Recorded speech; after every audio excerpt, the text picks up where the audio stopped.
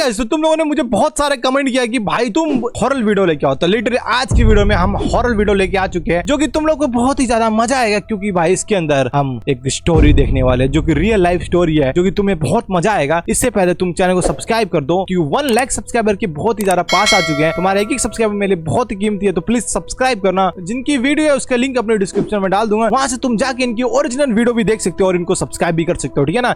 तो स्टार्ट करते इस वीडियो को, और बहुत मजा आने वाला है आज तो, सच में मजा आएगा। ओके भाई, यहाँ से ओके ओके, मुझे डरा रहा है भाई ये तो अभी से। इस कहानी की लेखिका है, ये भूत लिखा भाई बहुत, और सामने हमको एक बहुत ही अजीबोगरीब इंसान नहीं, एक एनिमेशन का कैरेक्टर दिख रहा है जो कि बहुत ही ज्यादा डरावना लग रहा है मुझे। देखते हैं इसको। शिखा श्रीवास्तव अनुराग। दिखा। रचित अपने पापा की पुरानी फाइलों में कुछ ओके। जरूरी कागजात ढूंढ रहा था, तभी उसके हाथ में कुछ पेपर्स आए। ये देखो पेपर। तुम पेपर से पहले यहाँ पे खून का दाग देखो, मतलब भाई शुरुआत होती तुमने खून से स्टार्ट करी इस वीडियो को, ये मुझे नहीं पता था, बट ठीक है भाई चलो। जिन पर खून के छींटे थे। यस। रचित ने हैरानी से उन कागजों को देखा और उन्हें पढ़ने की कोशिश करने लगा। उन पर लिखे हुए बहुत से अक्षर लगभग मिट चुके थे, फिर भी जब उसने किसी तरह उन्हें पढ़ा तो हैरान रह गया। ये कागज किसी बंगले के थे जिसे उसके पापा ने वर्षों पहले खरीदा था। रचित उन कागजों को लेकर अपनी माँ वीणा जी के पास गया और उसने कहा, माँ देखो मुझे पापा की फाइल में क्या मिला है, बंगले के कागज। ये सुनते ही वीणा जी ने घबराकर उसके हाथ से उन कागजों को छीन लिया। ओके। और बोली, तुझे किसने कहा था इन्हें हाथ लगाने के लिए? बट भाई मुझे आंटी इतना डरावनी लग रही है, पता नहीं क्यों यार। तुम लोग बताओ, तुम्हें आंटी लग रही है डरावनी? मुझे वाइट लग रही है। एक तो ये पूरा घर अंधेरे से भरा पड़ा है और साथ में आंटी इतनी डरावनी। आज इन्हें जला ही देती हूँ। ये क्या बोल रही हो तुम माँ? पहले तो मुझे ये समझ में नहीं आ रहा है कि जब पापा के पास ये बंगला था तब आज तक हम सब इस सड़े हुए किराए के मकान में क्यों रह रहे हैं? पापा ने आज तक कभी इस बंगले का जिक्र तक नहीं किया और तुम भी कागज जलाने की बात कर रही हो। रचित परेशान सा बोला। इन कागजों को देखते हुए वीणा जी की आंखों में आंसू आ गए थे। इसकी मम्मी रो रही है। ये बात सुनते इतनी जल्दी आंसू कहां से निकल गया भाई? उन्हें पोंछकर किसी तरह स्वयं को संभालते हुए उन्होंने कहा, अब तू बड़ा हो गया है, इसीलिए आज मैं तुझे सारी बातें बताती हूँ। ये बात तब की है जब मेरी और तेरे पापा की नई शादी हुई थी। भाई ये पहले भी वैसी लग रही है आंटी, ये देखो। ये बात तब ये अंकल है? व्हाट द हेक भाई, ये अभी भी जवान है इसकी मम्मी की है जब मेरी और तेरे पापा की ब्लॉग चल नई रहा है। शादी हुई थी। जहाँ पर ये बंगला है, हम उसी जंगल के पास वाले शहर में रहते थे। हमारा कारोबार भी काफी फैला हुआ था। एक दिन हम दोनों घूमते हुए जंगल की तरफ चल पड़े। वहाँ नदी के किनारे ये शानदार बंगला खड़ा था। ये बंगला इतना सुंदर था कि एक ही नजर में मुझे भा गया और मैंने इसे खरीदने की जिद ठान ली।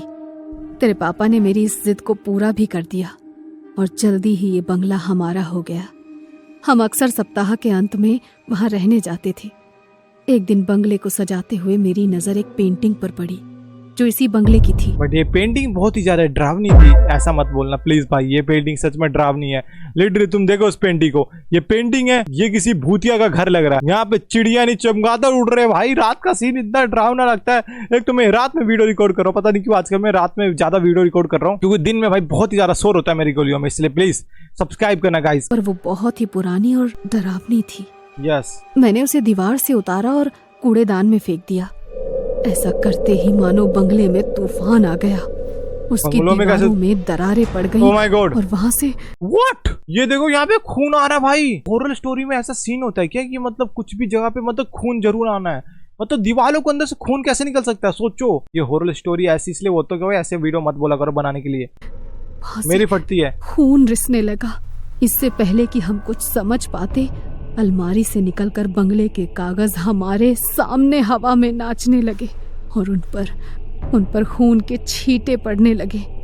ओह वेट, ये जो बंगले का कागज था ना उसके ऊपर हमने सबसे पहले खून देखा था। ये मतलब जब ये लोगों ने बंगला खरीदा था, जिस टाइम ये रहने के लिए आए थे, उस टाइम ये इसके सारों दीवालों से मतलब खून निकल रहा था। ये उसके ऊपर मतलब छींटे आए थे। मतलब अभी तक वो रियल लग रहे भाई, पूरा खून ऐसे ताजा सा लग रहा खून। वातावरण में एक भयानक आवाज गूंजी, अगर अपनी जान बचानी है तो अभी के अभी यहाँ से चले जाओ। और वापस लौटकर कभी मत आना। हमने जैसे तैसे अपने आप को संभाला और वहां से बाहर निकल गए, लेकिन पता नहीं मुझे क्या सूझी कि मैं बंगले के कागजों को समेटकर अपने साथ ले आई। अब मुझे लगता है कि मैंने ये बहुत भारी भूल की थी। इस घटना का तुम्हारे पापा के दिमाग पर बहुत बुरा असर हुआ। धीरे धीरे हमारा व्यापार भी डूबता चला गया। हमारे अपनों ने हमारा साथ छोड़ दिया। तब हम सभी परिचितों और रिश्तेदारों से दूर इस शहर में रहने आ गए। तुम्हारे पापा नौकरी करने की हालत में नहीं रह गए थे, इसीलिए मैंने घर की जिम्मेदारी उठाई। बाकी तो तुम सब कुछ जानते ही हो कि तुम्हारी नौकरी लगने से पहले हमने किस तरह दिन गुजारे हैं। अपनी माँ से सारा वृतांत सुनकर रचित भी दुखी हो गया। उसने वीणा जी के हाथ से बंगले के कागजों को लेकर उन्हें वापस फाइल के हवाले किया और खामोशी से दफ्तर जाने के लिए तैयार होने लगा। आज दफ्तर में भी रचित के दिमाग में उस बंगले की ही बातें घूम रही थी और काम में उसका बिल्कुल भी मन नहीं लग पा रहा था। क्योंकि थोड़ी ही देर में कंपनी के बॉस मिस्टर धर्मिक के साथ व्हाट, ये तो भाई उसके पापा की तरह लग रहे हैं ना भाई। देखो तुम्हें दिखाता हूँ एक चीज, इसके पापा का सीन कहाँ गया भाई। इसके पापा का सीन ही देखो। अरे भाई इसीलिए आज मैं तुझे सारी बात तब ये देखो, ये इसके पापा हैं, ठीक है ना। और तुम ये वाला सीन देखो, कहाँ गया कहाँ गया कहाँ गया कहाँ गया। ये देखो भाई साहब, ये दोनों सिमिलर लग रहे हैं भाई। मतलब तुम सोच रहे हो मतलब उसके पापा मर गए हैं क्या? आई थिंक मुझे ऐसा लग रहा है कि उसके पापा मर चुके हैं, बट ये वीडियो में भाई ये दोनों सेम कैरेक्टर लग रहे हैं। आई थिंक ये उसके पापा तो नहीं है ना। के साथ उसकी मीटिंग थी, इसलिए ना चाहते हुए भी मन मारकर उसे कॉन्फ्रेंस हॉल की तरफ जाना ही पड़ा। मीटिंग के दौरान मिस्टर धर्मित ने नोटिस कर लिया कि रचित कुछ परेशान सा है। रचित उनके प्रिय कर्मचारियों में से एक था। ओके। इसलिए उन्होंने उससे उसकी परेशानी की वजह पूछी। सहसा रचित को याद आया कि मिस्टर धर्मित अक्सर काली शक्तियों के विषय में पढ़ते रहते हैं और उनके विषय में वो खोज भाई साहब ये देखो, इसके किताब के नीचे क्या बन रखा है भाई। इतनी डरावनी चीजें पढ़ रहा है ये बंदा। ये मुझे लग रहा है यही भूत है, गारंटी दे रहा हूं ये भूत है। तुम्हें वीडियो का बाद में पता लग गया। तुम्हें देखो क्या ही डरावनी चीजें पढ़ रहा है ये बंदा। शक्तियों के विषय में पढ़ते रहते हैं और उनके विषय में वो खोजबीन भी करते रहते हैं। इसलिए उसने उन्हें सारी बात बता दी। ये देखो ये बंदा कैसे देख रहा है। ये भाई ये भी तो देख रहा है साला, दोनों देख रहे हैं आपस में, पता नहीं क्या इनका चल रहा है। इसलिए उसने उन्हें सारी बात बता दी। रचित की बात खत्म होने के बाद मिस्टर धर्मित ने कहा, तुम्हारी बातें सुनकर ऐसा लग रहा है कि इस बंगले का रहस्य उसी पेंटिंग में छुपा हुआ है।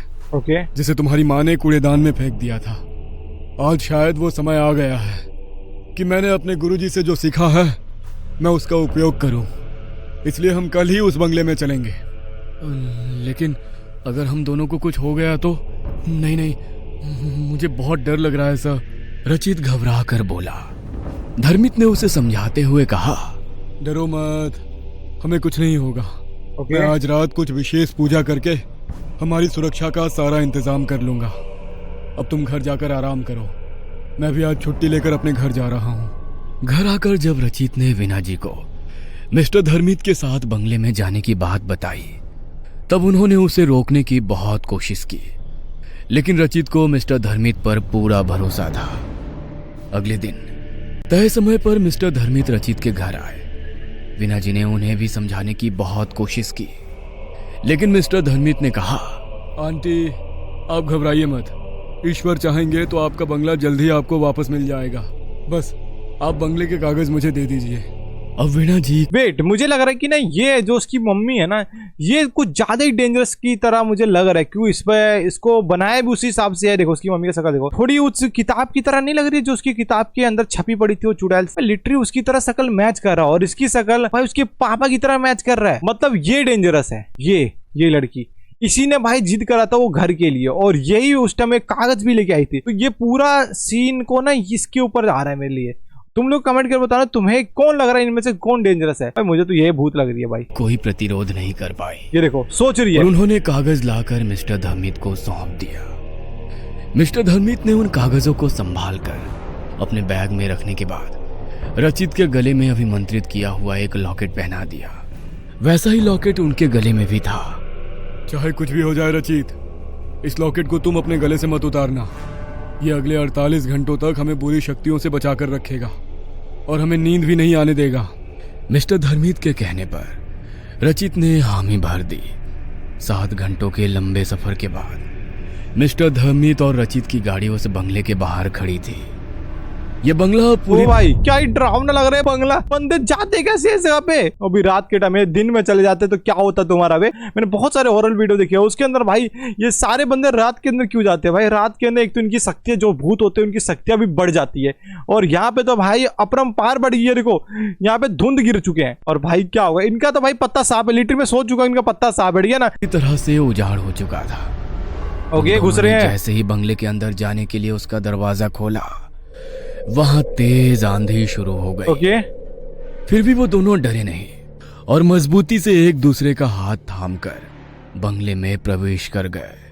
बंगले के अंदर घोप अंधेरा था, लेकिन मिस्टर धर्मित पूरी तैयारी के साथ वहां आए थे। उन्होंने तुरंत अपने बैग से बड़ी बड़ी मोमबत्तियां निकालकर जला दी।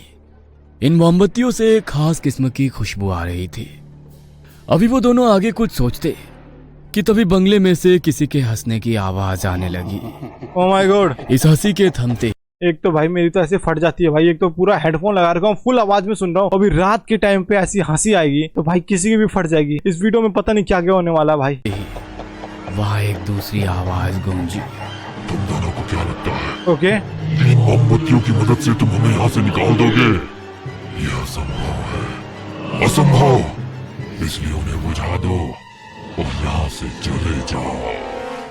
यह सुनकर रचित और मिस्टर धर्मित थोड़ा सा घबरा गए।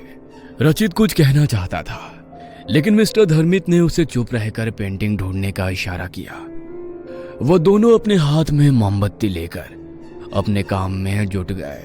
ओके लॉकेट और मोमबत्तियों के कारण बंगले में मौजूद काली शक्तियां इनके वो व्हाट भाई साहब, ये देखो पीछे देखो, तुम पीछे देखो, मैंने चीज नोटिस की। ये देखो ये देखो, व्हाट द हेक, ये कौन है भाई? ये कौन है जिसकी आंखें लाल हो रखी है भाई साहब? अब तो कुछ सीन होने वाला है। और मोमबत्तियों के कारण ओके। बंगले में मौजूद काली शक्तियां इनके पास नहीं आ पा रही थी। दीवार पे चिपक रखे सारी काली। लेकिन वो ओ उन्हें भाई। डराने की भरपूर कोशिश कर रही थी। ओके अंदर अंदर थोड़ा डरने के बावजूद वो दोनों बिना रुके अपने काम में लगे हुए थे। समय बीतता जा रहा था, लेकिन उनकी तलाश खत्म ही नहीं हो रही थी। 24 घंटे गुजर चुके थे। उनके लॉकेट की शक्ति खत्म होने में भी बस 24 घंटे ही शेष थे। ऐसा लगता है कि हम सफल नहीं होंगे, रचित ने धीरे से मिस्टर धर्मित से कहा। ओके इसकी और कैंडल गुस्से खत्म हो में रही है। उसने अपने पैरों को जोर से फर्श पर पटका। ऐसा करते ही उसका पैर फर्श को तोड़ता हुआ थोड़ा अंदर चला गया। ये देखकर मिस्टर धर्मित फर्श के गड्ढे में रचित के फंसे हुए पैर को बाहर निकालने के लिए थोड़ा झुके तो उनकी नजर फर्श के अंदर दबी हुई पेंटिंग पर पड़ी। ओके रचित और पेंटिंग मिल मिस्टर चुका है। धर्मित ने मिलकर किसी तरह वहां से वो पेंटिंग निकाल तो ली, पर भाई यही पेंटिंग है ना जो उस आंटी ने देखा था जब ये घर में घुसती ही सबसे पहले ये पेंटिंग दिखी थी, और ये पेंटिंग भाई जमीन के अंदर धसी पड़ी थी। और भाई ये जमीन साफ कैसे हो गई? अभी यहीं भी इसने लात मारी थी। भाई हॉरर वीडियो में यही होता है। इसके बाद वो दोनों बहुत ज्यादा थक गए थे, इसलिए वो थोड़ी देर वहीं पर बैठ गए। मिस्टर धर्मित ने अब ध्यान से इस पेंटिंग को देखना शुरू किया तो उन्होंने पाया कि इस पेंटिंग में एक खास तांत्रिक कोड में इस बंगले का राज लिखा हुआ था। उन्होंने अपनी आंखें बंद करके अपने गुरु को प्रणाम किया, जिनसे उन्होंने तंत्र विद्या सीखी थी। इसके बाद उन्होंने इस कोड को तोड़ना शुरू किया। धीरे धीरे बंगले के साथ ओके गाइस, तो ये वीडियो हो चुकी है बहुत ही ज्यादा लंबी। तुम लोग कमेंट करना, इसके सेकंड पार्ट में लेके आने वाला हूँ, क्योंकि ये वीडियो लिटरली 23 मिनट की वीडियो है। तुम इतनी बड़ी वीडियो मैं नहीं डाल सकता अभी चैनल पे, तो तुम लोग मुझे कमेंट करना, इसके सेकंड पार्ट में लेके आऊंगा। इसके बाद क्या हुआ ये मुझे भी नहीं पता। तो चलो गुड डे, बाय।